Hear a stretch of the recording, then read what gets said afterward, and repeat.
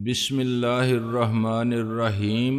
گمنام ہیرو کے معزز ناظرین، السلام علیکم۔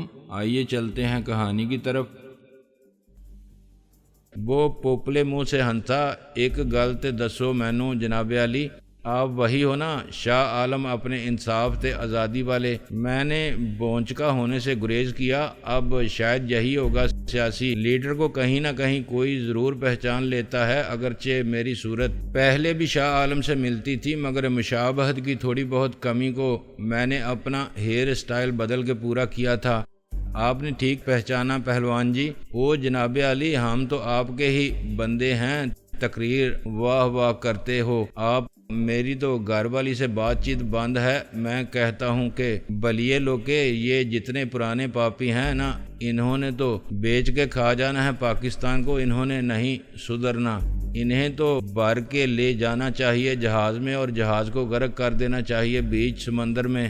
اللہ اللہ تے خیر صلاح، حادثہ ہو گیا تے گل ہی مک گئی۔ خیر جناب، نویں نکور بندے آپ جیسے ہوں تو سب صحیح ہو جائے گا۔ لو جی، عورت ذات کو کیا پتا سیاست کا، سالہ میرا کہتا ہے نواز شریف آوے ہی آوے، اور میری بیوی کا پکا ووٹ ہے بے نظیر کا، صرف اس لیے کہ وہ بھی عورت ہے۔ میں نے کہا پہلوان جی، سیاست نے تمہارے گھر میں بھی انتشار پیدا کر دیا، آپس میں لڑنے کی کیا ضرورت ہے؟ گھر میں کس کے جھگڑا نہیں ہوتا جی؟ وہ بولا مگر آپ کا آپس میں کیا جھگڑا ہے، وہ بھی آپ کا ہی بندہ تھا نا، خدا بخشے کیا نام تھا اس کا، عمر دراز۔ اصل معاملہ تو اللہ جانتا ہے جی، لیکن یہ چکر کیا ہے؟ آخر کچھ لوگ کہتے ہیں کہ آپ نے اسے زہر دے کر مار دیا ہے، خود آپ کہتے ہو میں ادھر تھا ہی نہیں، باہر تھا۔ میں نے کہا یہ ٹھیک ہے، میں ہانگ کانگ میں تھا، کل سنگاپور کے راستے کراچی پہنچا ہوں۔ آپ کے بیان سے گڑبڑ ہوتی ہے جی، وہ کہتے ہیں یہ جھوٹ ہے۔ میں نے کہا جو ساری دنیا نے دیکھا ہے وہ جھوٹ کیسے ہو سکتا ہے؟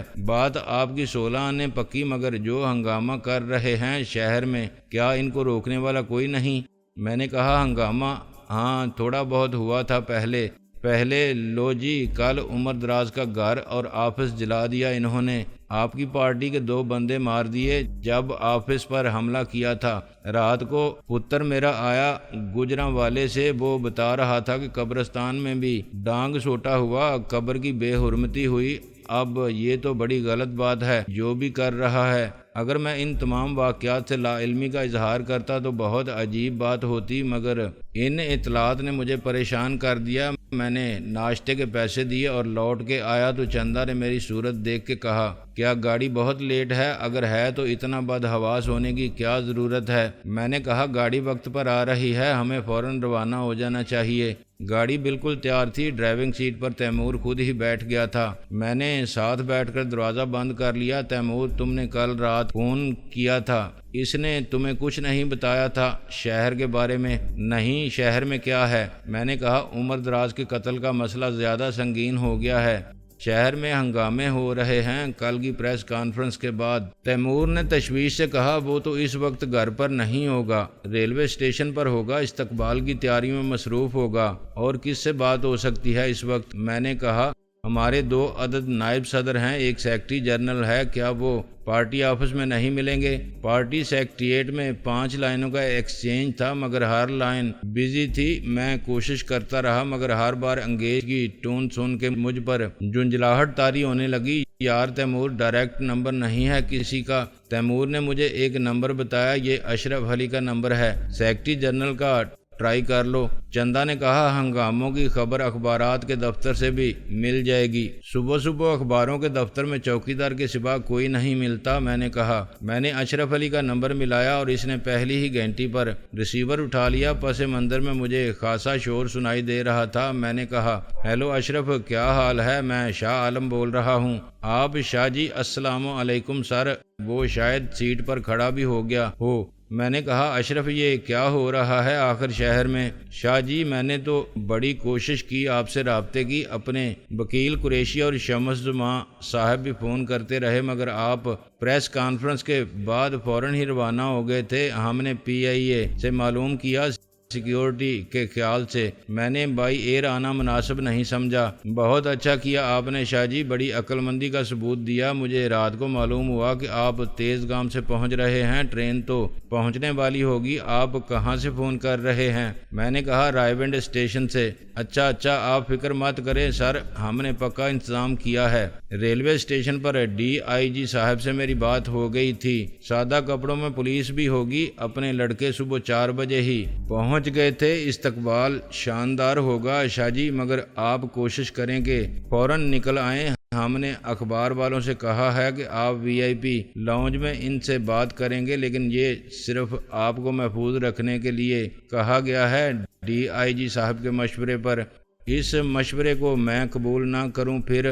سر جی یہ ضروری ہے، خدا نخواستہ وہاں کوئی دشمن ہوا تو اتنی بھیڑ میں پتہ نہیں چلے گا، لڑکے آپ کو گھیرے میں لے لیں گے۔ ٹرین سے باہر آتے ہی باقی سب ہمارے جانے پہچانے کارکن ہوں گے، ان کے ساتھ سادہ کپڑوں والے پولیس کے آدمی ہوں گے اور مسلح پولیس بھی ہوگی۔ وہاں کسی کو آپ پر فائر کرنے کا موقع نہیں ملے گا۔ مجھ پر فائر کون کرے گا؟ وہی شاہ جی جو عمر دراز کے قتل کو ایکسپلوٹ کر رہے ہیں۔ اور کون؟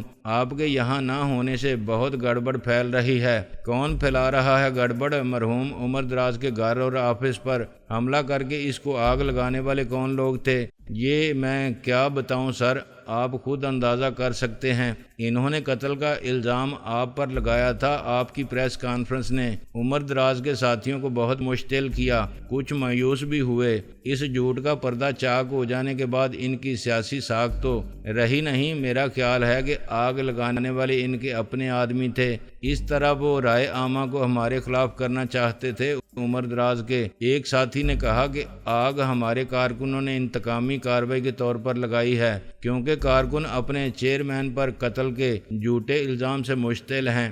آگ لگانے والے پکڑے نہیں گئے، یہی تو خرابی ہے شاہ جی۔ پکڑے جانے والوں میں ایک شخص خود کو ہمارا کارکن کہتا ہے، اس کے پاس سے فاتح عالم فورس کا شناختی کارڈ اور بیج بھی برآمد ہوا ہے۔ شناختی کارڈ جعلی ہے؟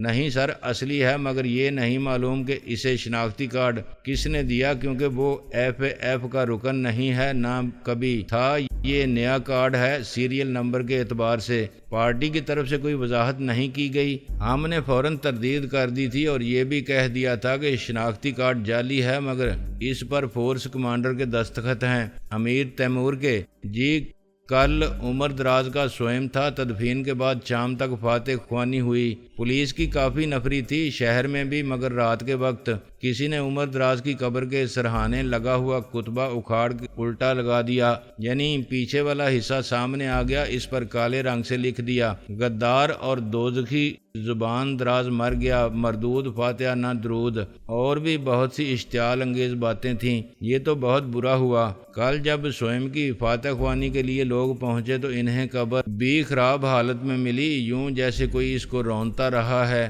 اس سے ہمارے دوسرے دشمنوں کو بھی لعن طعن کا موقع مل گیا۔ قبرستان سے ایک جلوس احتجاج کے لیے نکلا، پولیس ساتھ تھی، انہوں نے جلوس کو روکا اور قبرستان میں ہی لاٹھی چارج کر دیا، اس سے کچھ لوگ زخمی ہوئے۔ تمہارا مطلب ہے پولیس نے آگ بھڑکائی؟ بالکل شاہ جی، انہیں سمجھایا گیا تھا کہ وہ چیف منسٹر ہاؤس جا کے تحقیقات کا مطالبہ کرنا چاہتے تھے۔ تحقیقات تو ہو رہی ہیں، ٹریبیونل کے قیام کا اعلان کر دیا گیا ہے، ہائی کورٹ کے ایک جج کو چیئرمین نامزد کر دیا گیا ہے۔ پولیس کو بالکل ضرورت نہیں تھی اس انتہائی اقدام کی، مگر مجھے شبہ ہے سر کہ پولیس کو بھی استعمال کیا گیا۔ قبرستان سے منتشر ہونے والے سڑکوں پر پھیل گئے، ادھر ہماری پارٹی سیکریٹریٹ پر سے پولیس کا پہرا ہٹا دیا گیا۔ یہ کہا گیا کہ نفری کم ہے۔ شہر میں ہنگامہ کو روکنے کے لیے ایک جلوس نے پارٹی سیکریٹریٹ پر حملہ کیا اور بہت توڑ پھوڑ کی۔ ایف اے ایف کے لڑکوں نے فائرنگ کی۔ کس کے حکم سے؟ شمس صاحب کے حکم سے۔ تیمور صاحب کی عدم موجودگی میں وہی کمانڈر بنے ہوئے تھے۔ اس سے مجمع تو منتشر ہو گیا، مگر 2 بندے مارے گئے، دونوں راہگیر تھے، مگر ایک کے بارے میں مجھے پتہ چلا ہے کہ وہ پولیس کا آدمی تھا، سادہ کپڑوں میں۔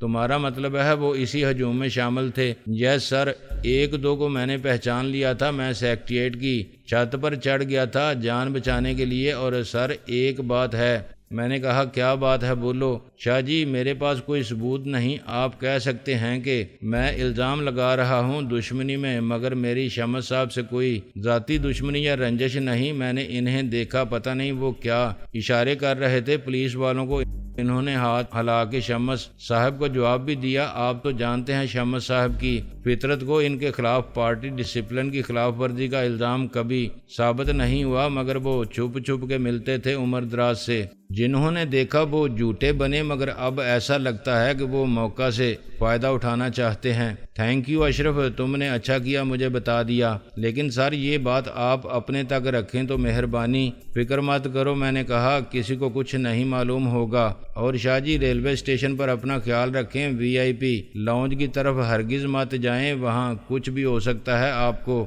کارکن عام مسافروں والے گیٹ سے باہر لے جائیں گے۔ شہر میں سخت کشیدگی ہے، اچھا ہے اگر کوئی آپ کو نہ دیکھے۔ آپ کی پرچم والی گاڑی وہیں کھڑی رہے گی، آپ کو دوسری گاڑی نکال لے جائے گی۔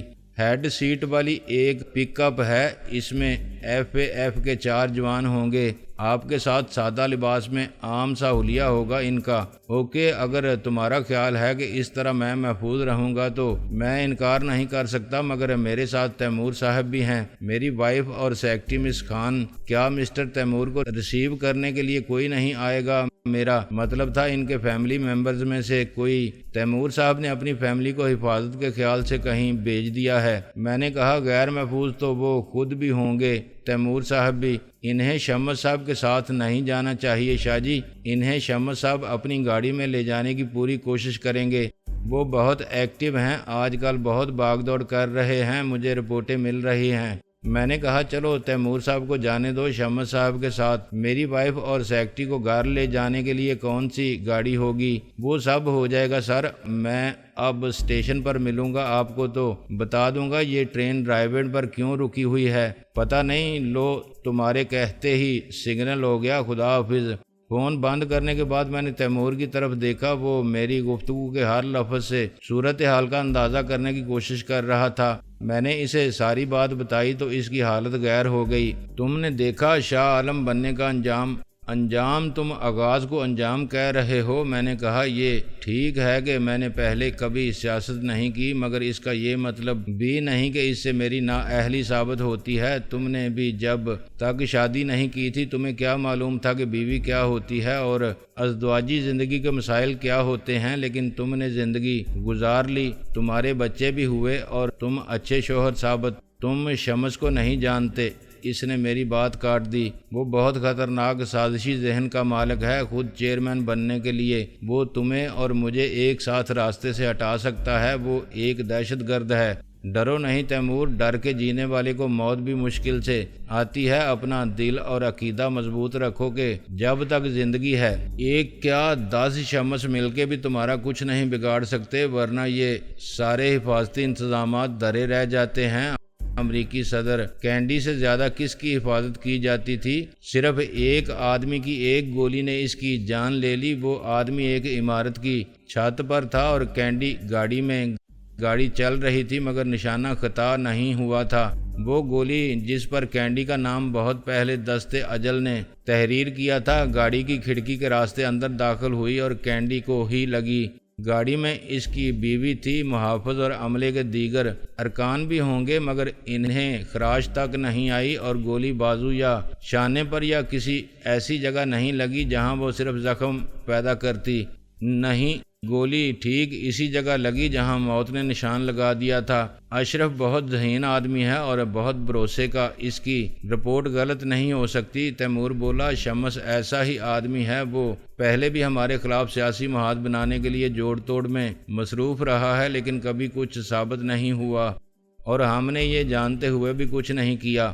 کیا کر سکتے تھے ہم؟ اس کے ساتھ کم سے کم 10 ممبر ہیں، شمس کو نکالیں گے تو وہ فوراً اپنے حامیوں کے ساتھ کوئی فارورڈ گروپ بنا لے گا، اور اس کو شے دینے والے بھی ہیں وہ سب جن سے ہمارا نظریاتی اختلاف ہے۔ دوسری جماعتوں کے کچھ ارکان اس سے مل جائیں گے، 2-4 لوٹے ہر جماعت میں ہوتے ہیں، آزاد ارکان کے علاوہ اس وقت ڈی آئی جی صوبہ سرحد کی ایک مضبوط سیاسی شخصیت کا بہنوئی ہے، وہ ایڈیشنل چیف سیکرٹری کا سالہ بھی ہے۔ شمس گزشتہ مہینے دبئی گیا تھا، مگر اطلاع یہ ہے کہ وہ کراچی سے اندرون سندھ پہنچا تھا اور ایک پیر صاحب کی آشیرواد حاصل کرنے میں کامیاب رہا تھا۔ ان پیر صاحب کے ولی عہد بہادر کے ہمراہ وہ سرحد گیا اور ڈی آئی جی کے سالے سے ملا۔ غالباً اس نے وعدہ کیا کہ ضرورت پڑنے پر اس کے بہنوئی کو لاہور پولیس شمس کی مدد کرے گی، اور یہ ضرورت اب پڑی شمس کو۔ اشرف کی بات سے تو یہی پتہ چلتا ہے پولیس نے ہمارے خلاف ہنگامہ کرنے والوں کو نہیں پکڑا، ان کی مدد کی، ہنگامہ آرائی کے اسباب پیدا کیے، ہمیں تحفظ فراہم کرنے والی پولیس گارڈ ہٹا لی گئی، پھر انہی لوگوں نے بلوائیوں میں شامل ہو کے حالات کو خراب کیا۔ میں نے کہا کفر اگر کعبے سے اٹھے تو اسلام کہاں رہے گا؟ خود پولیس والے اگر دہشت گردی کرنے لگیں تو امن و امان کیسے رہ سکتا ہے؟ وہ مسلح تربیت یافتہ اور منظم ہوتے ہیں، ان کے ساتھ پرانے مجرم اور ہسٹری شیٹرز کی فوج بھی ہوتی ہے۔ خیر اب ہم پہنچ جائیں گے تو شمس صاحب کے غبارے کی ہوا بھی نکال دیں گے۔ اس نے نفی میں سر ہلایا۔ غبارہ بہت اونچا اڑ رہا ہے اور اس کو اڑانے والے ہاتھ کسی اور کے ہیں۔ یہ شمس سے ڈرنے اور اس کے خلاف فیصلہ کن سخت قدم نہ اٹھانے کا نتیجہ ہے۔ آج وہ خود کو طاقتور سمجھنے لگا ہے۔ یہ تکلیف کے ڈر سے آپریشن ملتوی کرنے کے مترادف ہے۔ میں پارٹی میں دوگلے منافق اور بے ضمیر لوگوں کو نہیں دیکھنا چاہتا۔ میں سب کو نکال باہر کروں گا۔ وہ بنا لیں اپنا فارورڈ گروپ۔ تم نے اس پاگل کا لطیفہ سنا ہے جس سے کسی نے کہا تھا کہ یہ بات کچھ سمجھ میں نہیں آئی؟ تم کہتے ہو دنیا پاگل ہے، دنیا تم کو پاگل کہتی ہے، آخر کون ہے پاگل؟ اس نے جواب دیا کہ بھائی دنیا والے اکثریت میں ہیں، اس لیے وہی سچے۔ تم نے سب کو نکال دیا تو پارٹی میں اکیلے تم ہی رہ جاؤ گے لاوارث، اور نکالے جانے والے نیا چیئرمین منتخب کر لیں گے اور وہی پی جے ایف پارٹی کہلائیں گے۔ میں نے تلخی سے کہا تم کو سیاست سے کام لینا ہوگا شاہ عالم، گڑ سے مرنے والے کو زہر دینا بے وقوفی ہے۔ میٹھی چھری سے ذبح کرو ان دوست نما دشمنوں کو جو بغل میں چھری لیے پھرتے ہیں، ان سے بغل میں پستول لے کے ملو اور ہمیشہ ایک گولی سے 3 شکار کرو، ایک تیر سے 2 شکار کا زمانہ گیا۔ گولی جس پر چلاؤ دوست بن کے چلاؤ، ایسے کہ وہ مرتے دم تک تمہاری دوستی کے فریب کا شکار رہے، پھر اس کے قتل کو اپنے کسی دشمن کے کھاتے میں ڈال دو۔ قاتل جب تم سے اپنی خدمت کا معاوضہ اور انعام وصول کرنے آئے تو اسے خاموشی سے ٹھکانے لگا دو۔ لیاقت علی خان کی شہادت سے عمر دراز کی موت تک اسی فارمولے پر عمل ہو رہا ہے۔ خوش قسمتی کا پانسا تمہارے حق میں پلٹ گیا، ورنہ ناصر عظیم مارا جاتا، اب شاہ عالم مارا گیا۔ سیاست میں تقدیر کا رول سب سے اہم ہے۔ رخشندہ چلائی دغا باز، تم آج سے اسے پٹی پڑھا رہے ہو، کل تک تم میرے شوہر سے وفاداری کا دم بھرتے تھے، وہ اعتبار کرتا تھا تم پر۔ اعتبار، وفاداری، اصول اور ضمیر، سچ اور ایمانداری، یہ الفاظ دنیا کی کسی سیاسی ڈکشنری میں نہیں ہوتے۔ خاتون تیمور بولا غلطی میں نے نہیں، شاہ عالم نے کی تھی تقدیر پر بھروسہ کر کے۔ میں نے کہا اور تقدیر کسی کے تابع نہیں ہوتی۔ لاہور بہت پہلے شروع ہو گیا تھا۔ اب ہم نہر کے کنارے والی سڑک پر جا رہے تھے، بائیں جانب یونیورسٹی کے نئے کیمپس میں خاموشی دیکھ کر مجھے یاد آیا کہ آج جمعہ ہے، اسی وجہ سے ٹریفک بھی جام تھی۔ اپر مال سے ہم فورٹریس اسٹیڈیم کی طرف مڑ گئے۔ آگے پل تھا جس کے نیچے ٹرین کی لائنوں کا جال بچھا ہوا تھا۔ کینٹ اسٹیشن سے چل کے لاہور کے اسٹیشن جانے والی ہر گاڑی اس پل کے نیچے سے گزرتی تھی۔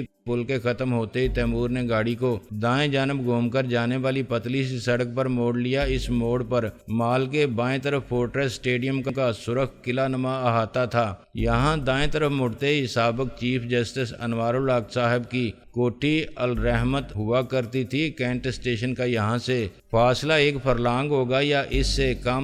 ریلوے اسٹیشن کے مقابل کچھ سرکاری دفاتر تھے۔ پچھلی طرف ریلوے لائنوں کو عبور کرتے ہی گلبرگ کا علاقہ شروع ہو جاتا تھا۔ کینٹ اسٹیشن پر اب بھی بہت کم مسافر اتر رہے تھے، چنانچہ باہر 1-2 گاڑیوں کے ساتھ 2-4 تانگے ضرور نظر آتے تھے، مگر وہ گہما گہمی رونق اور ہلچل مفقود تھی جو لاہور کے پرشکوہ، وسیع و عریض اور خوبصورت ریلوے اسٹیشن پر نظر آتی ہے۔ میں نے گاڑی کو سب سے الگ کھڑا کرتے ہوئے اس کا رخ سڑک کی جانب رکھا اور انجن بند کر کے سکون کا سانس لیا۔ 18 گھنٹے کا ذہنی اور جسمانی طور پر تھکا دینے والا سفر بالآخر تمام ہوا۔ رکشی اور تیمور نے سکون آور گولیاں کھا کے سفر کا کچھ حصہ سوتے ہوئے گزار دیا تھا۔ وہ جسمانی تھکن سے زیادہ اعصابی دباؤ کا شکار تھے۔ چندہ میرے ساتھ جاگتی رہی تھی۔ یہ یوگا کی مشقوں اور خان اعظم کی روحانی تربیت کا نتیجہ تھا کہ زندگی کے ہر مشکل مرحلے میں ہم اپنے ذہن اور جسم کی توانائی کو ڈسپلن کے ساتھ استعمال کرنے پر قادر تھے۔ ایک اچھا جنرل دشمن کی طاقت اور اپنی صلاحیت کا صحیح اندازہ اور موازنہ کرنے کے بعد طے شدہ حکمت عملی کے مطابق جنگ لڑتا ہے۔ دوسرا دشمن کو دیکھتے ہی جوش اور بلبلے کے ساتھ اپنی ساری طاقت کسی پلان کے بغیر محاذ پر لگا دیتا ہے۔ ظاہر ہے اس کی قوت کا زیادہ حصہ بے نتیجہ جدوجہد میں ضائع ہو جاتا ہے، اور جوش کے بعد ہوش آتا ہے تو کنٹرول کرنے کے لیے کچھ بھی نہیں ہوتا۔ خان اعظم نے ہمیں سکھایا تھا کہ جب مشکل کا سامنا ہو تو دماغ کو اتنا پرسکون رکھو کہ وہ صحیح کام کر سکے، صحیح فیصلے پر مطمئن ہو تو کسی تذبذب کے بغیر یقین کامل کے ساتھ عمل کا آغاز کرو۔ یکسوئی کے لیے ضروری ہے کہ تمہارے دل میں نہ بے سبب خوف ہو اور نہ بے وجہ امید۔ وہ نفسیاتی عوامل جو شکست کا سبب بنتے ہیں دامن گیر نہ ہوں تو آدھی فتح پہلے ہی حاصل ہو جاتی ہے۔ میں گیٹ کھول کے نیچے اترنے ہی والا تھا کہ چندہ نے مجھے روک دیا۔ میں معلوم کر کے آتی ہوں ٹرین کے بارے میں تم کو قبل از وقت کسی کی نظر میں آنے کی کیا ضرورت ہے؟